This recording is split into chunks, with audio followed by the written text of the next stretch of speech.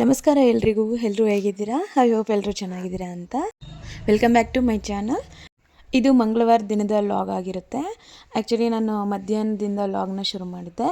ಅವತ್ತು ಮಧ್ಯಾಹ್ನಕ್ಕೆ ಊಟಕ್ಕೆ ಅಂತಂದ್ಬಿಟ್ಟು ಎಣ್ಗಾಯಿ ಪಲ್ಯ ಹಾಗೆಯೇ ಚಪಾತಿ ಮಾಡೋಣ ಅಂತ ಅಂದ್ಕೊಂಡಿದ್ದೆ. ಹಾಗೆಯೇ ಅವತ್ತು ಗೋಲ್ಡ್ ಶಾಪಿಂಗ್ ಕೂಡ ಹೋಗೋದಿತ್ತು. ಸೊ ಹಾಗಾಗಿ ಬೇಗ ಮಧ್ಯಾಹ್ನದ ಅಡುಗೆನ ಮಾಡಿ ಮುಗಿಸ್ಬಿಡೋಣ ಅಂತ ಅಂದ್ಕೊಂಡೆ. ಸೊ ಚಪಾತಿ ಮಾಡೋಕ್ಕೆ ಹಿಟ್ಟನ್ನೆಲ್ಲ ನೆನೆ ಇಟ್ಟಿದ್ದೆ. ಹಾಗೆಯೇ ಇಲ್ಲಿ ಎಣ್ಗಾಯಿಗೆಲ್ಲ ರೆಡಿ ಮಾಡ್ಕೊಳ್ತಾ ಇದ್ದೆ. ನಾನು ಸಿಂಪಲ್ಲಾಗೇ ಮಾಡ್ತೀನಿ. ಏನಿಲ್ಲ, ಒಂದು ಈರುಳ್ಳಿ, ಒಂದು ಟೊಮೆಟೊನ ಹೆಚ್ಚಿಟ್ಕೊತಾ ಇದ್ದೀನಿ. ಹಾಗೆಯೇ ಮೊದಲಿಗೆ ನಾವು ಒಂದು ಚಿಕ್ಕ ನಿಂಬೆಹಣ್ಣು ಗಾತ್ರದಷ್ಟು ಹುಣಸೆ ಹಣ್ಣನ್ನ ನೆನೆ ಹಾಕಿ ಇಟ್ಕೋಬೇಕು. ಹಾಗೆಯೇ ಶೇಂಗಾ ಬೀಜನ ಹುರಿದ್ಬಿಟ್ಟು ಅದು ಸಿಪ್ಪೆನೆಲ್ಲ ತೆಗೆದು ಅದಕ್ಕೆ ಸ್ವಲ್ಪ ಉಪ್ಪು, ಖಾರದ ಪುಡಿ ಹಾಕಿ ಮಿಕ್ಸಿ ಮಾಡಿ ಇಟ್ಕೋಬೇಕು.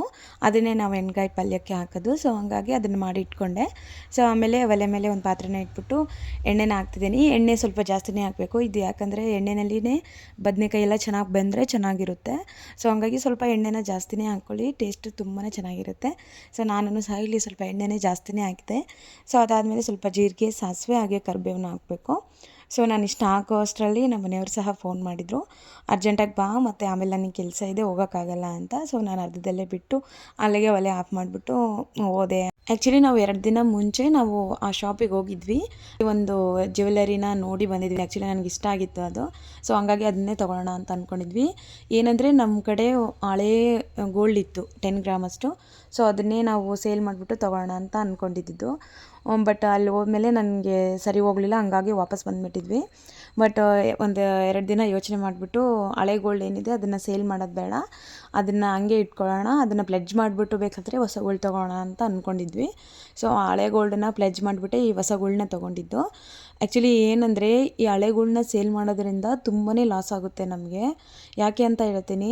ಇವಾಗ ನಾವು ಹೊಸ ಗೋಲ್ಡ್ ಏನು ತೊಗೊಳ್ತೀವೋ ಅದ್ರ ಮೇಲೆ 1 ಗ್ರಾಮಷ್ಟು ಎಕ್ಸ್ಟ್ರಾ ಚಾರ್ಜ್ ಮಾಡ್ತಾರೆ ಅವರು, making charge, wastage, stone charge ಅಂದ್ಬಿಟ್ಟು.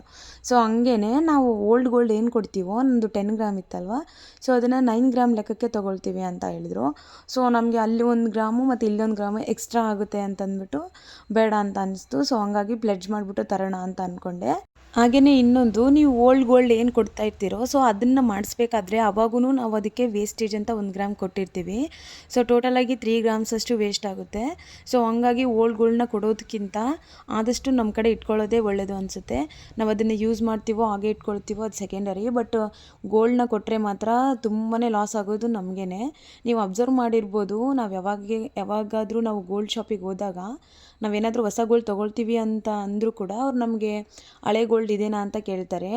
ಯಾಕೆಂದರೆ ಅದರಲ್ಲಿ ಅವರಿಗೆ ತುಂಬಾ ಲಾಭ ಇರುತ್ತೆ. ಸೊ ಹಂಗಾಗಿ ನಮಗೆ ಹಳೆ ಗೋಲ್ಡನ್ನ ಕೇಳ್ತಾರೆ. ಅವ್ರಿಗೆ ಮೇಕಿಂಗ್ ಚಾರ್ಜಸ್ ಇರೋಲ್ಲ, 1 ಗ್ರಾಮ್ ಎಕ್ಸ್ಟ್ರಾ ಕಡಿಮೆ ತೊಗೊಳ್ತಾರೆ ಅಲ್ವಾ. ಸೊ ಅಲ್ಲಿ 1 ಗ್ರಾಮ್ ಉಳಿಯುತ್ತೆ, ಹೊಸ ಗೋಲ್ಡ್ ಮೇಲೆ 1 ಗ್ರಾಮ್ ಉಳಿಯುತ್ತೆ. ಸೊ 2 ಗ್ರಾಮ್ಸ್ ಅವರಿಗೆ ಲಾಭ ಆಗುತ್ತೆ. ಸೊ ನಮಗೆ ಲಾಸ್ ಆಗುತ್ತೆ. ಸೊ ಇನ್ಫ್ಯಾಕ್ಟ್ ನಮಗೆ ಹಳೆ ಗೋಲ್ಡನ್ನ ಕೊಡೋದಕ್ಕೆ ಇಷ್ಟನೇ ಆಗಲ್ಲ. ಯಾಕೆ ಅಂದರೆ ಅದು ತುಂಬ ಏನಂದರೆ ಅಪ್ಪ ಅಮ್ಮ ಎಲ್ಲ ಅವರು ಕಷ್ಟಪಟ್ಟು ಮಾಡಿಸಿರ್ತಾರೆ, ಎಮೋಷನ್ಸ್ ತುಂಬ ಇರ್ತವೆ ಆ ಜ್ಯುವೆಲರ್ಸ್ ಮೇಲೆ. ಏನಾದರೂ ನಮಗೆ ಕೊಟ್ಟಿರೋದ ಮೇಲೆ ನಮಗೂ ಕೂಡ ಕೊಡೋಕೆ ಇಷ್ಟ ಆಗಲ್ಲ. ಬಟ್ ನಮಗೇನೆಂದರೆ ಓಲ್ಡ್ ಮಾಡಲ್ ಆಗಾಯಿತು, ಹಂಗಾಯಿತು ಹಿಂಗಾಯ್ತು ಅಂದ್ಬಿಟ್ಟು ಕೊಡ್ಲಿಕ್ಕೆ ಹೋಗ್ತೀವಿ. ಬಟ್ ಅದು ನಮಗೇ ಲಾಸ್ ಆಗೋದು. ಇವಾಗ ನಾವು ಅದನ್ನು ಉಳಿಸ್ಕೋಬೇಕು ಅಂದರೆ, ನಿಮಗೆ ಹೊಸದು ಬೇಕು ಉಳಿಸ್ಕೋಬೇಕು ಅಂದರೆ ಪ್ಲೆಡ್ಜ್ ಮಾಡೋದು ತುಂಬಾ ಒಳ್ಳೆಯ ಆಪ್ಷನ್ ಅಂತ ಅನಿಸುತ್ತೆ. ನಾನು ಅದಕ್ಕೇ ಅದನ್ನು ನಮ್ಮಮ್ಮ ಎಷ್ಟು ಹೇಳಿದ್ರು ಕೊಡಬೇಡ ಅಂತ. ಸೊ ಹಂಗಾಗಿ ನನಗೂ ಅನಿಸ್ತು ಕೊಡೋದು ಬೇಡ ಅಂತ.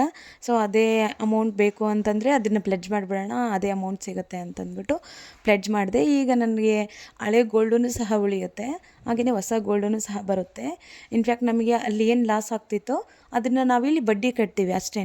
ಬಟ್ ನಮಗೆ ದುಡ್ಡಿದ್ದಾಗ ಇದನ್ನು ಬಿಡಿಸ್ಕೋಬೋದು. ಇನ್ಫ್ಯಾಕ್ಟ್ ಇದು ನಮಗೆ ಏನಂತಾರೆ, ಸೇವಿಂಗ್ಸ್ ಥರನೂ ಆಗುತ್ತೆ.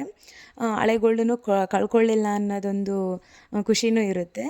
ಹಳೆ ಗೋಲ್ಡನ್ನ ಮಾರಿ ಬಿಡೋದು ಈಸಿ, ಬಟ್ ಅದನ್ನೇ ಮತ್ತೆ ತೊಗೋಬೇಕು ಅಂದರೆ ನಮ್ಮ ಕೈಲಿ ಆಗೋದೇ ಇಲ್ಲ. ಹಂಗಾಗಿ ಮಾರೋದಕ್ಕಿಂತ ಯಾವುದನ್ನೇ ಆಗಲಿ ಹಾಗೇ ಇಟ್ಕೊಳ್ಳಿ, ಅದು ಯಾವಾಗಾದರೂ ಯೂಸ್ ಆಗೇ ಆಗುತ್ತೆ. ನೀವು ಒಂದಲ್ಲ ಒಂದು ಟೈಮ್ ಅದನ್ನು ಯೂಸ್ ಮಾಡೇ ಮಾಡ್ತೀರಾ. ಸೊ ಹಂಗಾಗಿ ಯಾವುದೇ ಕಾರಣಕ್ಕೂ ಹಳೆ ಗೋಲ್ಡನ್ನ ಮಾರೋಕ್ಕೆ ಹೋಗಬೇಡಿ. ಇನ್ನು ಮಧ್ಯಾಹ್ನ ಶಾಪಿಂಗ್ ಎಲ್ಲ ಮುಗಿದ್ಮೇಲೆ ಮನೆಗೆ ಬಂದೆ. ಸೊ ಅರ್ಧಕ್ಕೆ ಅಡುಗೆ ಮಾಡೋದನ್ನ ಬಿಟ್ಟೋಗಿದ್ದೆ ಅಲ್ವಾ. ಸೊ ಇವಾಗ ಟೈಮ್ ಆಗಲೇ 2:30 ಆಗಿತ್ತು, ಊಟದ ಟೈಮು. ಸೊ ಬೇಗ ಮಾಡಬೇಕಾಗಿತ್ತು. ಎಲ್ಲ ಅರ್ಧಕ್ಕೆ ಮಾಡಿ ಹೋಗಿದ್ದೆ ಅಲ್ವಾ, ಹೆಂಗೋ ನಾನು ಎಲ್ಲ ಪ್ರಿಪೇರ್ ಮಾಡಿಟ್ಟು ಹೋಗಿದ್ದೆ. ಬಂದಮೇಲೆ ಮತ್ತೆ ಅದು ಎಲ್ಲಿಗೆ ಬಿಟ್ಟಿದ್ನೋ ಎಣ್ಣೆನ ಹಾಕಿ ಬಿಟ್ಟಿದ್ದೆ ಅಲ್ವಾ, ಸೊ ಮತ್ತೆ ಒಲೆ ಹಚ್ಬಿಟ್ಟು ಈರುಳ್ಳಿ ಟೊಮೆಟೊ ಹಾಕಿ ಅದು ಸ್ವಲ್ಪ ಬೆಂದಾದಮೇಲೆ ಅದಕ್ಕೆ ನಾವು ಈ ಬದನೆಕಾಯಿ ಏನಿದೆಯೋ ಅದನ್ನು ಸ್ಟಫಿಂಗ್ ರೀತಿ ಮಾಡಿಬಿಟ್ಟು ಹಾಕಬೇಕು. ಅಂದರೆ ಬದನೆಕಾಯಿನ ಒಂದು 4 ಇದು ಬರೋ ಥರ ಕಟ್ ಮಾಡಿಬಿಟ್ಟು, ಸೊ ಅದರಲ್ಲಿ ಶೇಂಗಾ ಪುಡಿ ಇದೇನಿತ್ತು ಸ್ಟಫಿಂಗು ಅದನ್ನು ಫಿಲ್ ಮಾಡಿಬಿಟ್ಟು ಎಣ್ಣೆನಲ್ಲಿ ಹಾಕಬೇಕು. ಅದು ಎಲ್ಲ ಚೆನ್ನಾಗಿ ಬೇಯಬೇಕು ಎಣ್ಣೆನಲ್ಲಿನೇ. ಅದಕ್ಕೂ ಮುಂಚೆ ಏನೂ ಹಾಕೋಕ್ಕೆ ಹೋಗ್ಬಾರ್ದು, ಅದು ಆವಾಗಲೇ ಕಲರ್ ಚೇಂಜ್ ಆಗುತ್ತೆ ಬದನೆಕಾಯಿ ಎಲ್ಲ. ಸೊ ಅದೆಲ್ಲ ಕಲರ್ ಚೇಂಜ್ ಆಗೋವರೆಗೂ ವೆಯ್ಟ್ ಮಾಡಿ ಸ್ವಲ್ಪ ಅದ್ರ ಮೇಲೆ ಉಪ್ಪು ಹಾಗೆಯೇ ಅರಿಶಿಣ ಹಾಕಬೇಕು. ಅದನ್ನೆಲ್ಲ ಚೆನ್ನಾಗಿ ಬೇಯಿಸಿ ಅದು ಬೆಂದಿರೋದು ಕಾಣಿಸುತ್ತೆ ಆವಾಗಲೇ. ಸೊ ಅದು ಬೆಂದಿದ್ದಾಗಿದೆ ಅಂದಮೇಲೆ ನಾವು ಅದಕ್ಕೆ ಹುಣಸೆ ಹುಳಿ ಏನಿತ್ತೋ ಅದನ್ನು ಹುಣಸೆ ಹುಳಿನ ಹಾಕಬೇಕು. ಅದಾದಮೇಲೆ ಶೇಂಗಾ ಪುಡಿ ಏನಿತ್ತೋ ಅದನ್ನು ಸ್ವಲ್ಪ ಹಾಕ್ಕೊಳ್ಳಿ, ಸ್ವಲ್ಪ ಕನ್ಸಿಸ್ಟೆನ್ಸಿ ಚೆನ್ನಾಗಿರುತ್ತೆ. ಸೊ ಹಂಗಾಗಿ ನಾನು ಶೇಂಗಾ ಪುಡಿನ ಹಾಕಿದೆ. ಅದು ಹಾಕಿದ್ಮೇಲೆ ಸ್ವಲ್ಪ ನೀವು ಖಾರದ ಪುಡಿನ ನೋಡ್ಕೋಬೇಕು, ಖಾರ ಯಾವ ರೀತಿ ಇದೆ ಅಂತ. ಸಪ್ಪೆ ಇದ್ದರೆ ಇನ್ನೊಂಚೂರು ಖಾರನ ಹಾಕ್ಬಿಟ್ಟು ಬೇಯಿಸ್ಕೋಬೇಕು. ನಾನು ಇದು ಬೇಯಕ್ಕಿಟ್ಬಿಟ್ಟು ಈ ಕಡೆ ಚಪಾತಿನ ಮಾಡ್ತಾಯಿದ್ದೆ. ಬೇಗನೆ ಮಾಡಬೇಕಿತ್ತು, ಅವ್ರಿಗೆ 1-2 ಚಪಾತಿ ಮಾಡಿ ಕೊಟ್ಬಿಟ್ರೆ ಅವರು ತಿಂದ್ಬಿಟ್ಟು ಹೋಗ್ಬಿಡ್ತಾರೆ ಅಂತ 1-2 ಚಪಾತಿನೇ ಬೇಗ ಮಾಡಿದೆ. ಇಲ್ಲಿ ಬೇಯ್ತಾ ಇತ್ತಲ್ವ ಬದನೆಕಾಯಿ ಎಲ್ಲ, ಸೊ ಅದಕ್ಕೆ ಖಾರದ ಪುಡಿ ಕಮ್ಮಿ ಆಗಿತ್ತು. ಸೊ ಹಾಗಾಗಿ ಅದಕ್ಕೆ ಒಂಚೂರು ಖಾರದ ಪುಡಿನೂ ಸಹ ಆ್ಯಡ್ ಮಾಡಿಕೊಂಡೆ. ಅಲ್ಲಿಗೆ ಕನ್ಸಿಸ್ಟೆನ್ಸಿನೂ ಹಾಗೆಯೇ ಖಾರನೂ ಸರಿ ಹೋಯಿತು. ಈ ಎಣ್ಗಾಯಿ ಪಲ್ಯಕ್ಕೆ ರೊಟ್ಟಿ ಜೊತೆ ಚೆನ್ನಾಗಿರುತ್ತೆ ಕಾಂಬಿನೇಷನು. ಬಟ್ ನನಗೆ ಚಪಾತಿ ತಿನ್ನಬೇಕು ಅಂತ ಅನಿಸ್ತಿತ್ತು, ಹಂಗಾಗಿ ಇವತ್ತು ಚಪಾತಿನ ಮಾಡಿದ್ದೆ. ಇಲ್ಲಾಂದರೆ ಯೂಶ್ವಲಿ ನಾನು ಜೋಳದ ರೊಟ್ಟಿ ಜೊತೆನೇ ಎಣ್ಗಾಯಿ ಪಲ್ಯನ ಮಾಡೋದು. ಇಲ್ಲ ಬಂದಮೇಲೆ ಮತ್ತೆ ರೊಟ್ಟಿ ಮಾಡೋಕ್ಕೆ ಟೈಮ್ ಆಗಿಬಿಡುತ್ತೆ ಅಂತ ಮೊದಲೇ ನಾನು ಚಪಾತಿಗೆ ನೆನೆ ಇಟ್ಟಿದ್ದು. ರೊಟ್ಟಿನೂ ಬೇಗ ಆಗುತ್ತೆ ಇಲ್ಲ ಅಂತಲ್ಲ, ಬಟ್ ಏನಂದರೆ ಚಪಾತಿನಾದರೆ ಸ್ವಲ್ಪ ಇನ್ನೂ ಬೇಗ ಮಾಡ್ಕೋಬೋದು ಅಂದ್ಬಿಟ್ಟು ಚಪಾತಿನ ಮಾಡಿದ್ದು. ಇದ್ರ ಜೊತೆನೂ ತುಂಬಾ ಚೆನ್ನಾಗಿತ್ತು ಎಣ್ಗಾಯಿ ಪಲ್ಯ. ಒಂದ್ಸರಿ ನೀವೂ ಟ್ರೈ ಮಾಡಿ, ಟೇಸ್ಟ್ ಮಾತ್ರ ಸಖತ್ತಾಗಿರುತ್ತೆ. ಕೆಲವೊಬ್ಬರು ಇದಕ್ಕೆ ಇದೇನಂತಾರೆ ಗುರೆಳ್ಳು ಪುಡಿನೂ ಸಹ ಹಾಕ್ತಾರೆ, ಅಂದರೆ ಹುಚ್ಚೆಳ್ಳು ಅಂತಾರಲ್ವ, ಸೊ ಅದನ್ನು ಹಾಕ್ತಾರೆ. ಬಟ್ ನಾನು ಯಾವಾಗಲೂ ಈ ಶೇಂಗಾ ಪುಡಿನೇ ಹಾಕಿ ಮಾಡೋದು, ಟೇಸ್ಟ್ ಚೆನ್ನಾಗಿರುತ್ತೆ ಅಂತ. ಆವಾಗ ನಮ್ಮ ಅಮ್ಮನವರೆಲ್ಲ ಇದು ಹುಚ್ಚೆಳ್ಳು ಪುಡಿನೇ ಹಾಕಿ ಮಾಡೋರು, ಅದೂ ಚೆನ್ನಾಗಿರುತ್ತೆ. ಬಟ್ ಈ ರೀತಿ ಒಂದ್ಸರಿ ಟ್ರೈ ಮಾಡಿ ನೋಡಿ, ಸಖತ್ತಾಗಿರುತ್ತೆ. ಹಾಗೆಯೇ thank you for watching my videos.